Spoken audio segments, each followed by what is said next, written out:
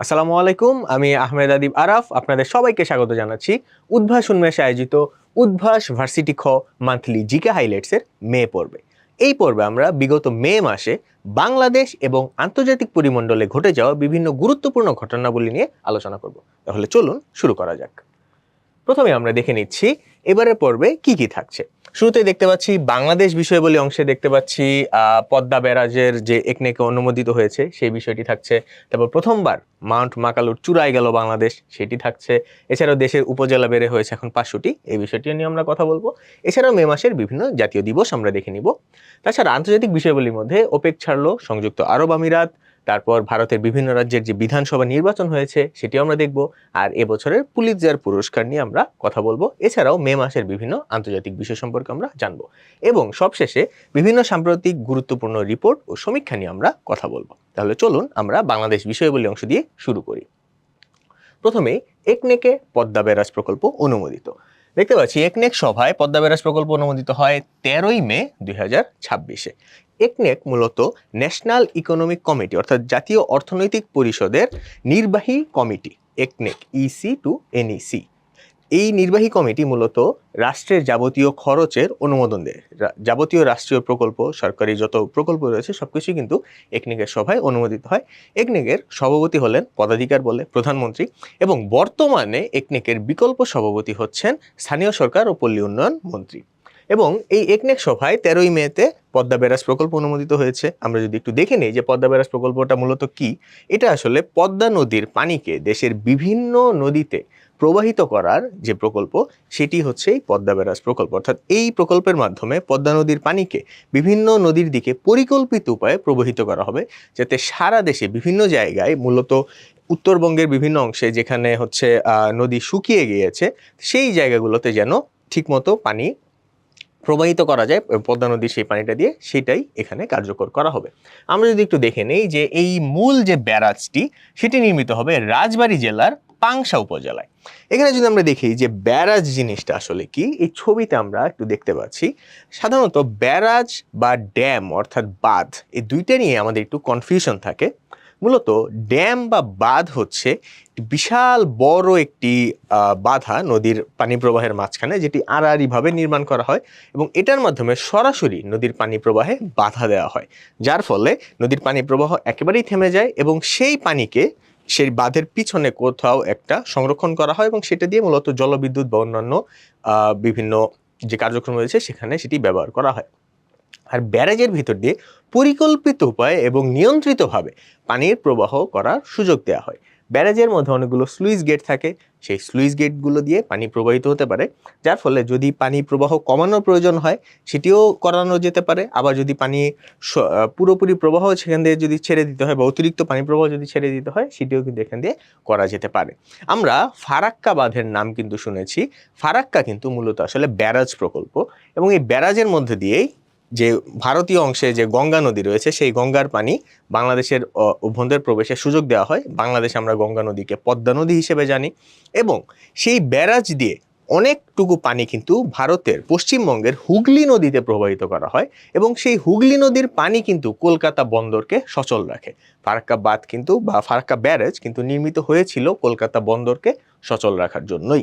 এবং এই পদ্মা ব্যারাজ ধারণা করা হচ্ছে বাংলাদেশের 4টি বিভাগের 26টি জেলা এবং 163টি উপজেলাকে উপকৃত করবে নদীর পানির পরিকল্পিত প্রবাহের মাধ্যমে। তবে এই মুহূর্তে 4টি বিভাগের 20টি জেলা এবং 19টি জেলা এবং 120টি উপজেলা এর মাধ্যমে সরাসরি উপকৃত হবে।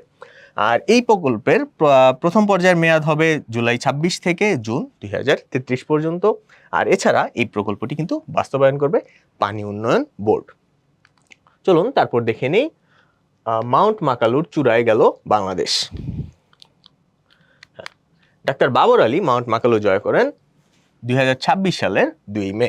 আমরা কিন্তু ডাক্তার বাবর আলীকে চিনি, তিনি এর আগেও মাউন্ট এভারেস্ট এবং মাউন্ট লোৎসে একই অভিযানের মধ্যে জয় করেছিলেন এবং পৃথিবীর 5ম উচ্চতম শৃঙ্গ হচ্ছে এই মাউন্ট মাকালু, যার উচ্চতা 8,485 মিটার, অর্থাৎ প্রায় 8.5 কিলোমিটার।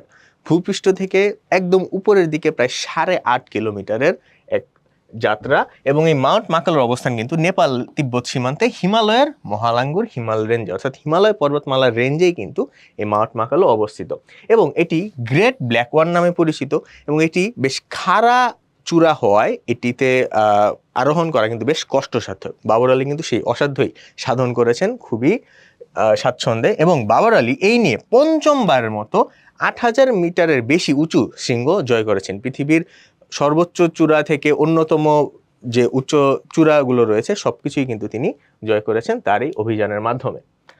তারপর আমরা দেখতে পাচ্ছি দেশে উপজেলা এখন 500টি। নিকারের সভায় নতুন 5টি উপজেলা অনুমোদিত হয়েছে 7ই মে 2026-এ। এখানে একটু জেনে নেই যে নিকার জিনিসটা কি।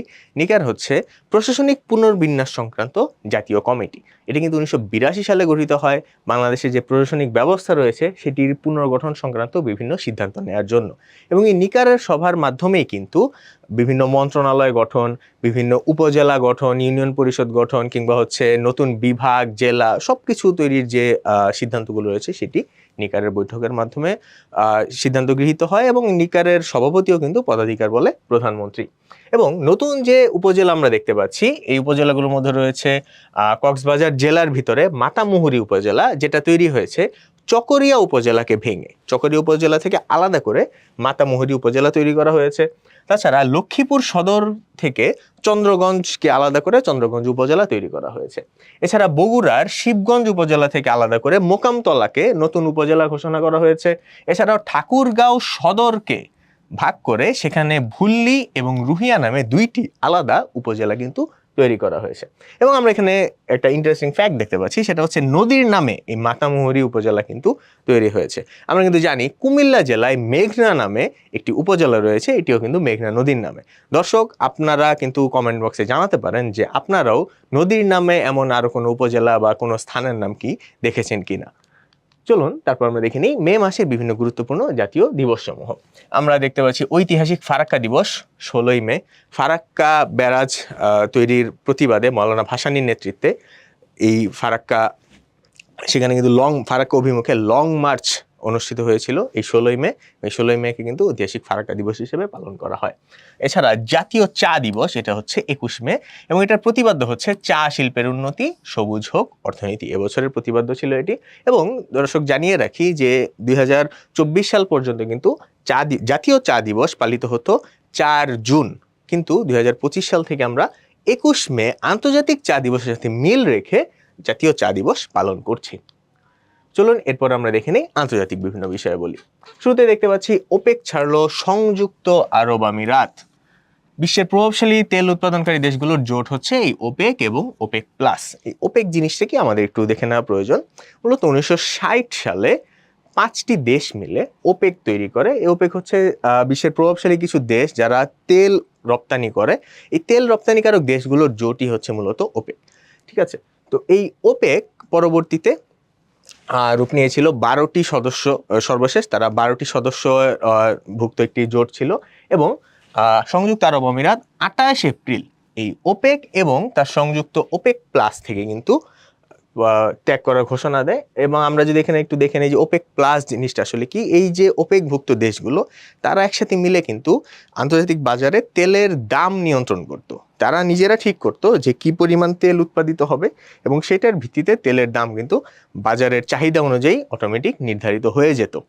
এবং এই ওপেক জোটে সৌদি আরবের কিন্তু ব্যাপক প্রভাব ছিল, এবং সৌদি আরব কিন্তু সবসময় চাচ্ছিল যে উৎপাদন যেন কম থাকে, তাহলে তেলের দামটা বেশি থাকবে। কিন্তু সংযুক্ত আরব আমিরাতের কথা ছিল আমরা বেশি উৎপাদন করব, তাহলে বেশি বিক্রি করতে পারবো। সেক্ষেত্রে বিশ্ববাজারে তেলের দাম যদি কম হয় আমাদের বিক্রি কিন্তু আরো বেড়ে যাবে, এবং সেক্ষেত্রে আমাদের আয়ও কিন্তু বেড়ে যাবে। কিন্তু সৌদি আরব আসলে এটার পক্ষপাতী ছিল না, যার কারণে সংযুক্ত আরব আমিরাতের সাথে কিন্তু সৌদি আরবের বেশ দ্বন্দ্ব চলছিল ওপেকের এই সিদ্ধান্তগুলোকে ঘিরে। এবং 2016 সালে যুক্তরাষ্ট্রের শেল কোম্পানি কিন্তু তেলের বাজারে ব্যাপক প্রভাব সৃষ্টি করে, এবং যুক্তরাষ্ট্রের যে তেল সেটি তারা বিক্রি করতে শুরু করে, এবং তেলের বাজারে কিন্তু তেলের দাম বেশ কমে যায় বিশ্ববাজারে। এবং তখন এই ওপেক জোটের দেশগুলো আরও 10টি দেশকে সাথে নিয়ে ওপেক প্লাস নামে একটি নতুন জোট তৈরি করে। যদিও ওপেক প্লাস কোনো সাংগঠনিক বা ওই অর্থে কোনো জোট ছিল না, কিন্তু এটা তাদের মধ্যে নিজস্ব একটা সমঝোতা তৈরি করেছিল যে আমরা ওপেক প্লাস বা আমরা একসাথেই থাকবো এবং আমরা বিশ্ববাজারে তেলের যে উৎপাদন সেটি নিয়ন্ত্রণ করব। সেইভাবে তারা কিন্তু আবার নিজেদের প্রভাব বিস্তার করতে শুরু করে এই ওপেক প্লাসের মাধ্যমে। এবং এই 1 মে থেকে যেহেতু সংযুক্ত আরব আমিরাত ওপেক প্লাস থেকে ওপেক এবং ওপেক প্লাস থেকে বেরিয়ে গেছে, তারা কিন্তু এবার নিজেদের ইচ্ছা মতো তেল উৎপাদন করতে পারবে এবং বিশ্ববাজারে সেই তেল বিক্রি করতে পারবে। এবং মার্কিন যুক্তরাষ্ট্র কিন্তু তাদের এই সিদ্ধান্তকে স্বাগত জানিয়েছে। আমরা বুঝতেই পারছি এখানে মার্কিন যুক্তরাষ্ট্রেরও বেশ স্বার্থ জড়িত। তেলের বাজারের নিয়ন্ত্রণেও যদি মার্কিন যুক্তরাষ্ট্রের হাত চলে আসে, সেটা অবশ্যই তাদের জন্যই সুবিধাজনক। আমরা এখানে বর্তমানে ওপেক ভুক্ত দেশগুলো দেখতে পাচ্ছি, সেখান থেকে সংযুক্ত আরব আমিরাত বেরিয়ে গেছে। সুতরাং এখানে ওপেক ভুক্ত দেশ বর্তমানে রয়েছে 11টি এবং ওপেক প্লাসে অতিরিক্ত আরো 10টি দেশ মিলে মোট দেশ হয়েছে 21টি। আচ্ছা, তারপর আমরা দেখতে পাচ্ছি ভারতের বিভিন্ন রাজ্যে বিধানসভা নির্বাচন অনুষ্ঠিত হয়েছে। আমরা জানি ভারত একটি ফেডারেল রাষ্ট্র, অর্থাৎ ভারতের প্রাদেশিক সরকার রয়েছে। একদিকে পুরো দেশ নিয়ন্ত্রণ করে কেন্দ্রীয় সরকার এবং এই কেন্দ্রীয় সরকার তারপর পুরো দেশটি 28টি রাজ্য এবং 8টি কেন্দ্রশাসিত অঞ্চলে বিভক্ত এবং প্রত্যেকটি রাজ্যে কিন্তু সেই জনগণের নির্বাচিত সরকার রয়েছে। এবং সেই যে প্রাদেশিক সরকারগুলোর নির্বাচনকে বিধানসভা নির্বাচন বলা হয়। আর এই নির্বাচন অনুষ্ঠিত হয়েছে এই মুহূর্তে 4টি রাজ্য এবং একটি কেন্দ্রশাসিত অঞ্চল পুদুচেরিতে। এবং সেখানে ভোট গণনা হয়েছে, ভোট গ্রহণ কিন্তু হয়েছিল এপ্রিল মাসে, কিন্তু সবগুলো ভোট একসাথে নিয়ে তারপর 4 মেতে ভোট গণনা করা হয় এবং ফলাফল ঘোষণা করা হয়। বাংলাদেশে আমরা যেভাবে দেখি যে যেদিন ভোট হয় সেদিন থেকেই ভোট গণনা শুরু হয়ে যায় এবং তারপর দিনই কিন্তু আমরা ফলাফল পেয়ে যাই। কিন্তু ভারতে আগে নির্বাচনটা হয়ে যায়, তারপরে সবগুলো ভোট একসাথে গণনা করে পরবর্তীতে ফলাফল ঘোষণা করা হয়। পশ্চিমবঙ্গ বিধানসভায় মোট আসন ছিল 294টি এবং সেখানে সরকার গঠনের জন্য সংখ্যাগরিষ্ঠতা পেতে হলে কমপক্ষে 148টি আসনের কিন্তু প্রয়োজন হয়। এবং সেখানে কিন্তু এবার আমরা দেখতে পাচ্ছি 2011 সালের পর থেকে টানা ক্ষমতায় থাকা তৃণমূল কংগ্রেসকে হারিয়ে বিজেপি এবার ক্ষমতায় এসেছে এবং পশ্চিমবঙ্গের নবনির্বাচিত মুখ্যমন্ত্রী হলেন শুভেন্দু অধিকারী। তিনি কিন্তু বিজেপির সমর্থনেই সেখানে নির্বাচন করেছেন। যদিও শুভেন্দু অধিকারী কিন্তু পূর্বে তৃণমূল কংগ্রেসেরই একজন একনিষ্ঠ কর্মী ছিলেন, কিন্তু দল ত্যাগ করে তিনি বিজেপিতে গিয়ে এবার কিন্তু পশ্চিমবঙ্গের মুখ্যমন্ত্রী হয়ে গেছেন। এছাড়াও তামিলনাড়ুতে ইতিহাস সৃষ্টি করে প্রথমবারের মতো মুখ্যমন্ত্রী নির্বাচিত হয়েছেন চন্দ্রশেখর জোসেফ বিজয়। তিনি বিজয় নামেই বেশি পরিচিত। তিনি তামিল সিনেমার নায়ক এবং সে নায়কের মতো করেই তার উত্থান হয়েছে রাজনীতিতে এবং তার দলের নাম হচ্ছে টিভিকে। আর আসামে সেখানেও নির্বাচন হয়েছে এবং সেখানেও নবনির্বাচিত মুখ্যমন্ত্রী হলেন হিমন্ত বিশ্ব শর্মা। এখানেও কিন্তু বিজেপি নির্বাচিত হয়েছে। আমরা যদি দেখি যে বাংলাদেশের চারপাশে ভারতের 5টি রাজ্য রয়েছে, এর মধ্যে পশ্চিমবঙ্গ, সেখানেও এখন বিজেপি চলে এসছে এবং ত্রিপুরাতেও বর্তমানে বিজেপিরই সরকার রয়েছে এবং আরও একটি গুরুত্বপূর্ণ রাজ্য আসাম, সেখানেও কিন্তু বিজেপি সমর্থিত সরকারই চলে এসেছে। এরপর আমরা দেখতে পাচ্ছি এবছরে পুলিৎজার পুরস্কার ঘোষণা করা হয় 4 মে। আর এই পুলিৎজারকে কিন্তু বলা হয় মূলত সাংবাদিকতার নোবেল। যদিও এটি সাংবাদিকতার জন্যই চালু হয়েছিল, কিন্তু এটি সাহিত্য এবং সঙ্গীতেও গুরুত্বপূর্ণ অবদানের জন্য কিন্তু পুরস্কার প্রদান করে থাকে। এবং এই পুলিৎজারে গাজার মানবিক সংকটের ছবি তুলে ব্রেকিং নিউজ ফটোগ্রাফি বিভাগে পুরস্কার পেয়েছেন ফিলিস্তিনি আলোকচিত্রী সাহের আল গোরা। এবং সাহের আল গোরা কিন্তু নিউ ইয়র্ক টাইমসের কন্ট্রিবিউটর। তিনি তার ছবিগুলো ইন্ডিপেন্ডেন্ট ফটোগ্রাফার হিসেবে তিনি ছবি তোলেন এবং তার ছবিগুলো কিন্তু নিউ ইয়র্ক টাইমসেই তিনি প্রচার করেন।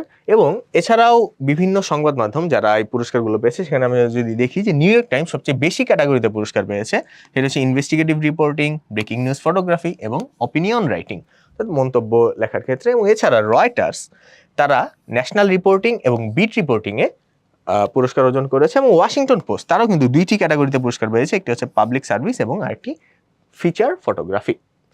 চলুন দেখে নিই মে মাসের বিভিন্ন আন্তর্জাতিক দিবসসমূহ। প্রথমে আমরা দেখতে পাচ্ছি মহান মে দিবস 1 মে। এটির প্রতিপাদ্য এবার ছিল সুস্থ শ্রমিক কর্মঠ হাত, আসবে এবার নবপ্রভাত।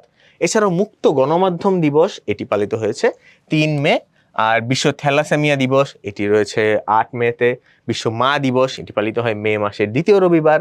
আন্তর্জাতিক চা দিবস, যেটির কথা বলছিলাম, বাংলাদেশেও এই দিনেই পালিত হয়, এটি হচ্ছে 21শে মে। এবং আন্তর্জাতিক জীববৈচিত্র্য দিবস এটি হচ্ছে 22 মে। আন্তর্জাতিক জাতিসংঘ শান্তিরক্ষী দিবস এটি হচ্ছে 29শে মে। জাতিসংঘ যে শান্তিরক্ষা মিশন রয়েছে সেটি প্রথম চালু হয়েছিল 1948 সালের 29 মে, প্রথম আরব ইসরায়েল যুদ্ধকে কেন্দ্র করে, এবং সেই তারিখ থেকেই কিন্তু 29 মে তারিখকে এই আন্তর্জাতিক জাতিসংঘ শান্তিরক্ষী দিবস পালিত হয়। এবং এই শান্তিরক্ষা মিশনে যারা নিহত হয়েছেন এখন পর্যন্ত প্রায় 4,500-এরও বেশি শান্তিরক্ষী, তাদের স্মরণেই কিন্তু এই দিবসটি পালিত হয়। এছাড়াও বিশ্ব তামাক মুক্ত দিবস এটি 31 মেতে কিন্তু পালিত হয়। এবার দেখে নিই গুরুত্বপূর্ণ কিছু রিপোর্ট এবং সমীক্ষা। প্রথমেই দেখতে পাচ্ছি বৈশ্বিক সামরিক ব্যয়। এই রিপোর্টটি প্রকাশ করে Stockholm international piece research institute, এটির সংক্ষেপ নাম হচ্ছে সিপ্রি। আমরা নাম শুনেই বুঝতে পারছি এটি হচ্ছে সুইডেন ভিত্তিক একটি প্রতিষ্ঠান, সুইডেনের স্টকহোম ভিত্তিক প্রতিষ্ঠান। এরা রিপোর্টটি প্রকাশ করেছে 27 এপ্রিল তারিখে, এবং এই প্রতিবেদনের বক্তব্য অনুযায়ী 2025 সালে বিশ্বের সামরিক ব্যয় শীর্ষে রয়েছে 3টি দেশ, তারা হচ্ছে যুক্তরাষ্ট্র, চীন এবং রাশিয়া। আমরা কিন্তু প্রতি বছরই আসলে শীর্ষ দেশ হিসেবে এই দেশগুলোকেই দেখি। এবং আমরা যদি এদের আয়ের কথা একটু বিবেচনা করি, রাশিয়া প্রায় 2 বিলিয়ন মার্কিন ডলার খরচ করেছে তাদের সামরিক ক্ষেত্রে। অপরদিকে চীনের খরচ প্রায় 3.5 বিলিয়ন মার্কিন ডলার। অপরদিকে যুক্তরাষ্ট্র কিন্তু প্রায় 9.5 বিলিয়ন মার্কিন ডলার তাদের সামরিক খাতের পিছনে খরচ করেছে। অর্থাৎ চীনের থেকে যুক্তরাষ্ট্রের খরচ কিন্তু প্রায় 3 গুণ বেশি। বিশ্ব মুক্ত গণমাধ্যম সূচক আমরা যদি দেখি, এটিও এপ্রিলে প্রকাশিত হয় এবং এটি প্রকাশ করে রিপোর্টার্স উইদাউট বর্ডার্স, RSF। এটি একটি ফ্রান্স ভিত্তিক প্রতিষ্ঠান, এবং এই প্রতিবেদনের বক্তব্য অনুযায়ী সংবাদপত্রের স্বাধীনতায় শীর্ষ দেশ হলো নরওয়ে এবং সর্বনিম্ন দেশ হচ্ছে ইরিত্রিয়া। আর এক্ষেত্রে বাংলাদেশের অবস্থান কিন্তু 152তম, যেটি আসলে ভালো কোনো অবস্থান নয়। অর্থনৈতিক স্বাধীনতা সূচক এটি প্রকাশ করে দ্য হেরিটেজ ফাউন্ডেশন, এটি একটি যুক্তরাষ্ট্র ভিত্তিক প্রতিষ্ঠান, এটিও এপ্রিলে প্রকাশিত হয়েছে। এবং এই প্রতিবেদনের বক্তব্য অনুযায়ী অর্থনৈতিক স্বাধীনতায় শীর্ষ দেশ হচ্ছে সিঙ্গাপুর এবং সর্বনিম্ন দেশ হচ্ছে উত্তর কোরিয়া। এবং এখানেও বাংলাদেশের অবস্থান কিন্তু 129তম, যেটিও আসলে তেমন সুখকর কোনো সংবাদ নয়। এই ছিল আমাদের আজকের আয়োজন। আশা করি আপনারা সবাই উপভোগ করেছেন। আপনারা যদি আরও কোনো ধরনের ক্যাটাগরি নিউজ এখানে দেখতে চান, সেটিও আমাদেরকে কমেন্ট বক্সে জানাবেন। আপনাদের জন্য অনেক অনেক শুভকামনা। দেখা হবে আগামী পর্বে।